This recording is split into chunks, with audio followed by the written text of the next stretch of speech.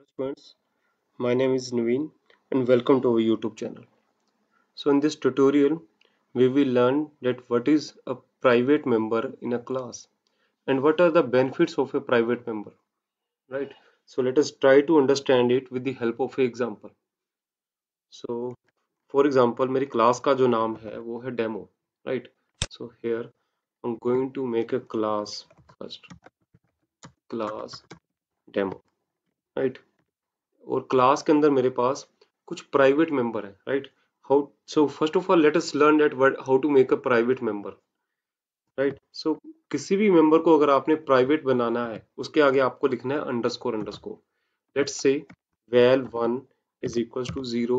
and I have another member variable val2 is equals to 0. Now in this example both val1 and val2 these both are my private member. These both are private member, right? अब private member क्या होते हैं जिसके आगे मैंने underscore underscore add कर दिया तो अंडरस्कोर अंडरस्कोर जिसके आगे आपने ऐड किया वो क्या बन गया आपका private so if anything which is private right if anything means in the class any member variable or any member function right अगर मैं क्लास के अंदर किसी भी मेंबर वेरिएबल या मेंबर फंक्शन को प्राइवेट बना देता हूँ तो उसका बेनिफिट क्या होगा उसका बेनिफिट ये होगा that they can not be accessed directly outside the class मैं क्लास के बाहर उसे एक्सेस नहीं कर सकता right then what is the benefit of it कि मैं एक्सेस ही नहीं कर सकता किसी चीज को why to make it a private right so the benefit is that if I want to provide the security to my data I will make it private then who is going to access it तो कौन access करेगा तो मेरी class के जो दूसरे member हैं वो एक्सेस कर सकते हैं यानी कि इस क्लास के अंदर अगर मेरे पास कोई चीज पब्लिक मेंबर है राइट मैं कहता हूं कि मेरे पास यहाँ पे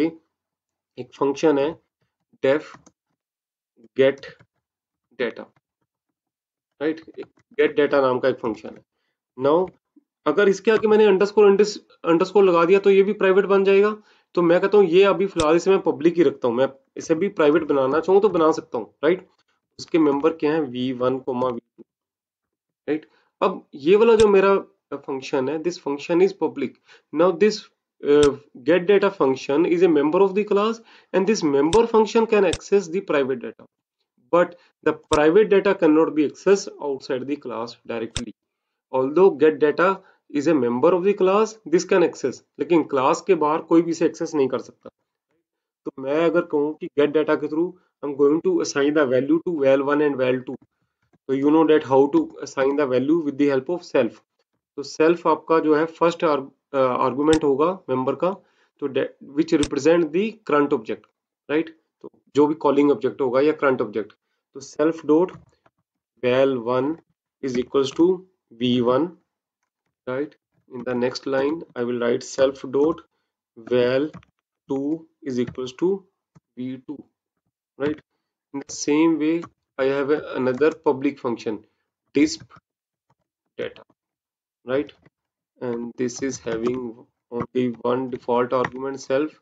and here I'm going to print the value of val1 and val2 right self dot val1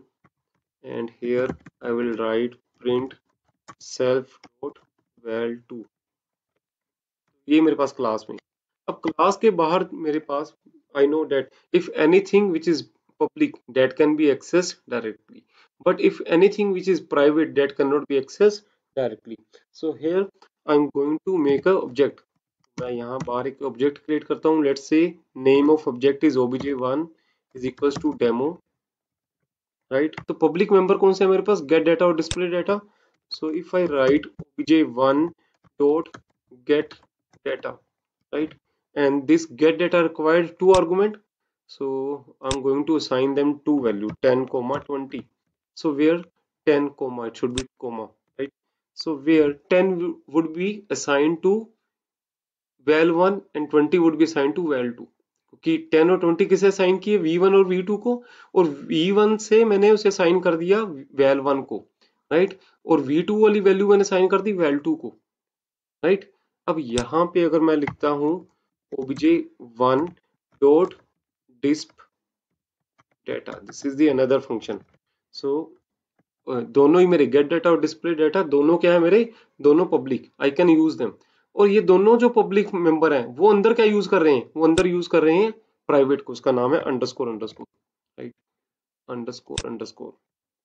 right, in the same way here, right, this is the underscore underscore. तो ये दोनों underscore underscore val one underscore underscore val two, these two are the private. So let me write it here that it is the private, right? It is private. And in the same way again this is also private. और नीचे ये जो मैंने बनाया हुआ ये मेरा क्या है, ये मेरा पब्लिक है, it is public member. In the same way जो नेक्स्ट वाला भी, ये फंक्शन भी पब्लिक है, right. So if I run this code it should work. 10 और 20 उसने वैल्यू दे दी, क्योंकि मैंने जो प्राइवेट वेरिएबल थे, प्राइवेट वेरिएबल को मैंने फंक्शन के अंदर, कौन से फंक्शन जो पब्लिक थे वहां एक्सेस किया। Now if I try to access the private member directly, right, तो अगर मैं कुछ ऐसा करता हूँ print obj1 dot underscore underscore val 1, तो ये नहीं चलेगा, ये एरर दे देगा। क्यों एरर दे देगा, क्योंकि underscore underscore val 1 is private, I can not access it here. तो मैं से यहाँ पे एक्सेस नहीं कर सकता, can not access because it is private, right. So let us try, so it should give error, yes, so there you can see it, error क्या आई यहाँ पे, can not access because it is private. So here you can see,